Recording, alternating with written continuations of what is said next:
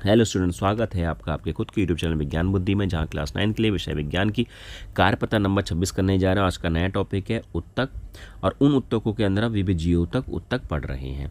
तो यहाँ पर फिर ज्ञान अपनी दीदी से पूछ रहा है कि जिज्ञासा दीदी, हमारी कोशिकाएं शरीर में किस प्रकार कार्य करती हैं, और क्या पादप का मतलब पेड़ पौधों की कोशिकाएँ भी हमारे शरीर की कोशिकाओं की तरह ही कार्य करती हैं।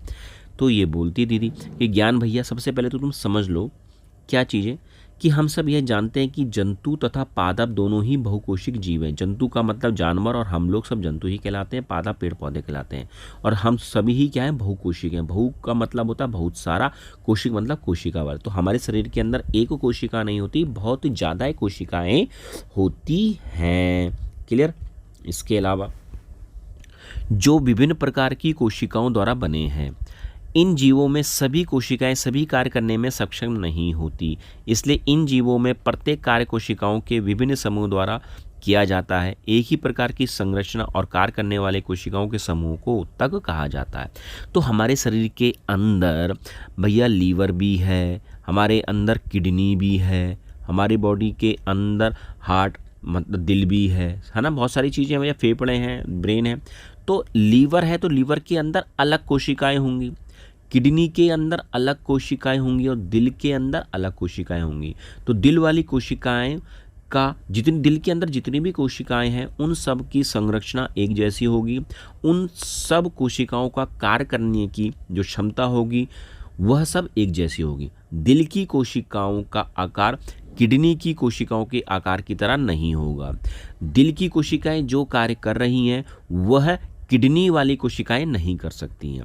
कहने का मतलब, लीवर के अंदर जो कोशिकाएं हैं वो केवल लीवर जैसी ही, लीवर के लिए ही काम करेंगी और किसी के लिए काम नहीं करेंगी। उनका स्ट्रक्चर, उनकी संरचना अलग होगी, उनका काम करने का ढंग भी अलग होगा।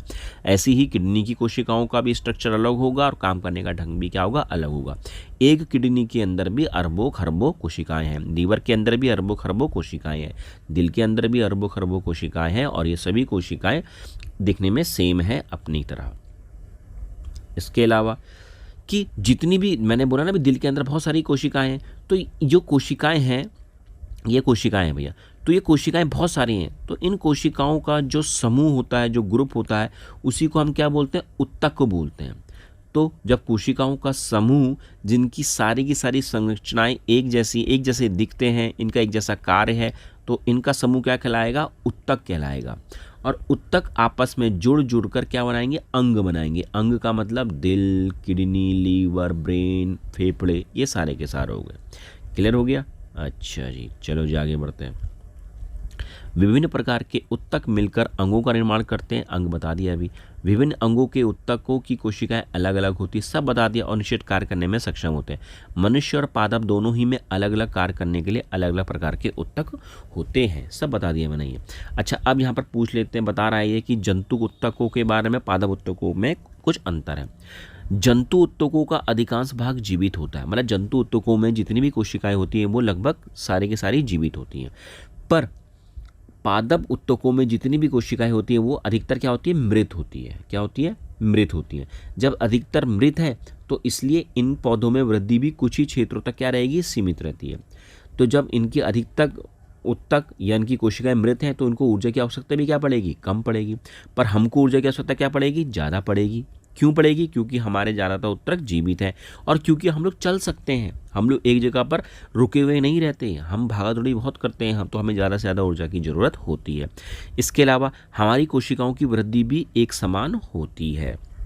अच्छा, पादप उत्तक, पौधे स्थिर रहते हैं, मतलब एक ही जगह पर खड़े रहते हैं, जड़ पे चिपक गए ना, हिलते डुलते थोड़ा, भागते थोड़ा है। इसलिए इनके अधिकांश उत्तक पेड़ों को सहारा देने के काम आते हैं, क्योंकि उन्हें एक ही जगह पर रहना है, तो सहारा देने के काम आते हैं, मजबूत बनाते हैं, उनको हार्ड बनाते हैं। पौधों में कुछ उत्तक जीवन भर विभाजित होते रहते हैं, तो पौधों में कुछ उत्तक ऐसे हैं जो हमेशा विभाजित मतलब टूटते रहते हैं। पादप उत्तकों को मुख्यतः दो भागों में बांटा गया है, एक विभजीयोतक उत्तक और एक स्थायी उत्तक, ये याद रखना। तो पादप उत्तकों को मुख्यतः दो भागों में बांटा गया है। तो आज हम केवल किसके बारे में बात करेंगे, विभजीयोतक उत्तक की।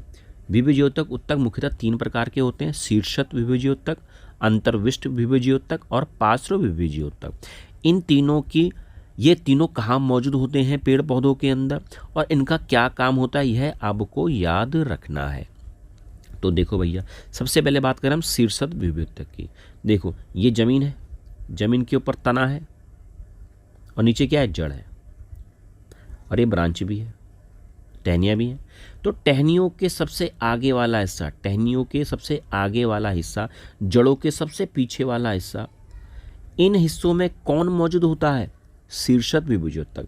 तो पौधों के जड़ एवं तनों के अग्रभाग, अग्रभाग मतलब आगे वाले भाग में शीर्षद विभुत्तक उपस्थित होते हैं। और जहाँ इनका क्या कार्य है, यहाँ इनके ये लंबाई बढ़ाते हैं, क्योंकि यहाँ मौजूद हैं तो इनकी क्या बढ़ाएंगे, लंबाई। क्या बढ़ाएंगे, लंबाई। लंबाई तो जड़ लंबी, जड़ कितनी लंबी हो जाती है, पेड़ कितना लंबा हो जाता है, तो लंबाई किसके कारण बढ़ रही है, शीर्षद विभुत्तक के कारण। तो किसी भी पेड़ की लंबाई किसके कारण बढ़ती है, शीर्षद विभुत्तक के ऊपर। कहाँ मौजूद होता है ये भी मैंने आपको बता दिया। इसके अलावा दूसरा अंतर्विष्ट विभुत्तक है। इसका क्या मतलब है, देखो भैया, एक जो पेड़ होता है उस पेड़ में टहनियाँ निकलती हैं। क्या निकलती हैं, टहनियाँ निकलती है। ये टहनी निकल रही है, शाखाएँ निकल रही हैं, ये निकल रही शाखाएँ। इसके अलावा इनमें क्या निकलती हैं, पत्तियां भी निकलती हैं। क्या निकलती हैं, पत्तियां भी निकलती हैं। पेड़ फल भी निकलते हैं, सब निकलते हैं। तो अब आपको क्या ध्यान रखना है कि टहनी कहाँ से निकली है, यहाँ से। जोड़, ये जोड़ हो गया ना इसका, ये जोड़ हो गया ना, जॉइंट्स हो गए, टहनियों के जॉइंट्स, पत्तियों के जॉइंट्स, पत्तियों के जॉइंट्स, पत्तियों के जॉइंट्स। तो टहनियों के भी जॉइंट्स हैं, पत्तियों के भी जॉइंट्स हैं। इनको बोला जाता है जॉइंट्स को इंटरनोड इंग्लिश में और हिंदी में पर्व। तो जहाँ से भी पत्तियाँ निकली हैं, टहनियाँ निकली हैं, उनको बोला जाता है या तो पर्व या इंटरनोड। ये यहाँ पर मौजूद होते हैं अंतर्विष्ट विभुत्तक, जहाँ ये इनको क्या देते हैं, मजबूती देते हैं, ताकि ये जोड़ टूटे नहीं। क्योंकि जोड़ टूटेगा तो टहनी टूट जाएगी, जोड़ टूटेगा तो पत्तियाँ टूट जाएंगी, जोड़ टूटेगा तो फल गिर जाएगा, जोड़ टूटेगा तो फूल झड़ जाएंगे। तो इन्हीं ही कहाँ पर, इन जोड़ों पर ही अंतर्विष्ट विभुत्तक होता है, और उनका काम क्या होता है, मजबूती प्रदान करना। क्लियर हो गया। अच्छा जी, तीसरा क्या आया आपका, पार्श्व विभुत्तक। ये तीसरा आया। अब इसका क्या मतलब है स्टूडेंट्स, ध्यान दो। जब पेड़ छोटा होता है तो उसका तना पतला होता है, जैसे जैसे वो बढ़ता चले जाता है तो क्या होता रहता है, वो मोटा होता रहता है, मोटा होता रहता है, मोटा होता रहता है। तो उसकी गोलाई क्या होती रहती है, बढ़ती रहती है ना, मोटा मोटा हो जाता है उसका तना मोटा हो जाता है ना। तो जो ये मोटाई बढ़ रही है ना तने की, वो किसके कारण बढ़ रही है, पार्श्व विभुत्तक के ऊपर। इसको क्या बोलते हैं मैथ्स में, गोल गोल चीज को परिधि बोलते हैं, बोलते नहीं परिधि, सर्कल बोलते नहीं, ये वृत्त हो गया तो ये क्या कहलाती है, परिधि कहलाती है ना, ये बाहरी चीज। तो मोटा मोटा होता रहता है। तो पार्श्व विभुत्तक कहाँ मौजूद होता है, तने की परिधि में मौजूद होता है, और जहाँ ये तने की परिधि को बढ़ाता है, ये इसका कार्य है। इतना सिंपल सा। इसके अलावा विभुत्तक उत्तक के गुण पूछे जाएंगे। तो इन उत्तकों की कोशिकाएं निरंतर विभाजित होती रहती हैं। भैया विभाजित होंगी क्योंकि एक कोशिका दो कोशिका में टूटेंगी, फिर वो बड़ी होंगी, फिर एक कोशिका, ये 4 में टूट गई 2 कोशिका, फिर ये बड़ी होंगी। क्यों, विभाजित होने का क्या मतलब है कि नई कोशिकाएं बनेंगी और वो बढ़ेंगी। तो जब ये बढ़ेंगी तो पेड़ की क्या बढ़ाएंगी, हाइट बढ़ाएंगी। तो रटने की जरूरत भी नहीं है भैया, इनकी कोशिकाएं हमेशा क्या होंगी, निरंतर विभाजित होती रहेंगी और पेड़ की लंबाई बढ़ाती रहेंगी। दूसरा, इन कोशिकाओं में जो साइटोप्लाज्मा होता है, कोशिका द्रव्य होता है, वो बहुत ज़्यादा होता है। भैया कोशिका द्रव्य होना बहुत जरूरी है क्योंकि ताकत देगा वो। दूसरा, इनकी जो कोशिका भित्ति होती है वो बहुत पतली होती है। आपने देखा होगा जो नई कली निकलती है, नया तना निकलता है, वो कितना नाजुक सा होता है ना। नाजुक मतलब जो पतली चीज़ है वो नाजुक है, और जो मोटी चीज़ है वो हार्ड है। तो पतली चीज़ जो होती है वो हमेशा कैसे होती है, जो नई चीज़ होती है वो पतली होती है, नाजुक होती है। तो इनकी कोशिका भित्ति कैसी है, पतली है। इनके जो केंद्रक है एकदम स्पष्ट है, एकदम स्पष्ट केंद्रक है, और इनमें किसी भी प्रकार की रसधानियाँ नहीं होती, मतलब फूड वैक्यूल इनके अंदर नहीं होता, खाना जमा करने वाली चीज़ इनके अंदर नहीं होती। तो स्टूडेंट्स आज के ये कुछ क्वेश्चन हैं, इन क्वेश्चंस का मैंने आंसर दे रखा है, आप इसको उतारो, कोई परेशानी मुझसे पूछो। Okay students, bye.